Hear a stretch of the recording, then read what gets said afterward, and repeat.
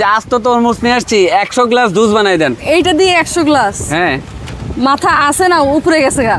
মাথার সাথেই তো নিয়ে আসছি। না ভাই, এটা দিয়ে আমি এতগুলো পারবো না। আমি 1 গ্লাস দিচ্ছি, যেহেতু আমার 1 গ্লাসের অর্ডার আসছে, সো 1 গ্লাস।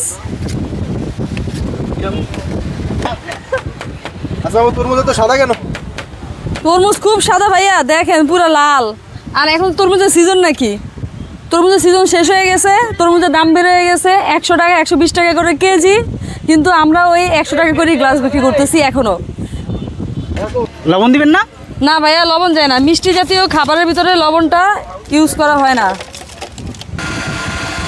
তরমুজের জুস বানাইছি, তো আমরা চেষ্টা করি হাইজিন মেনটেন করার। তো এটা দিয়ে আমি একটু ঢেকে দিই যাতে ধুলাবালি না পড়ে, যেহেতু আমরা রাস্তায় বিজনেস করতেছি। সো এটা তো তরমুজ কে প্যাম্পাস পড়াইতেছে? হ্যাঁ। এইটা দিমুরে পাগল হইছে।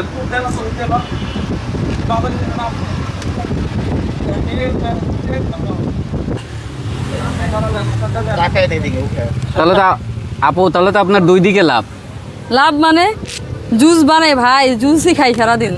সো এই যে দেখেন, আমাদের কিন্তু তরমুজের জুসটা একেবারে রেডি হয়ে গেছে।